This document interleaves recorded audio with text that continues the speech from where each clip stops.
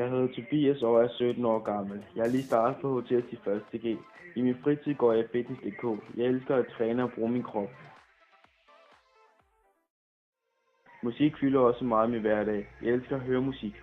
Man kan godt sige, at det er en slags hobby.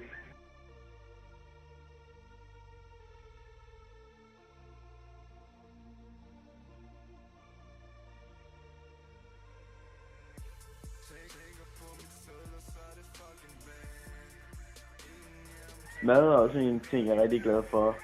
Jeg elsker at spise mad, men også at lave mad. Især god mad.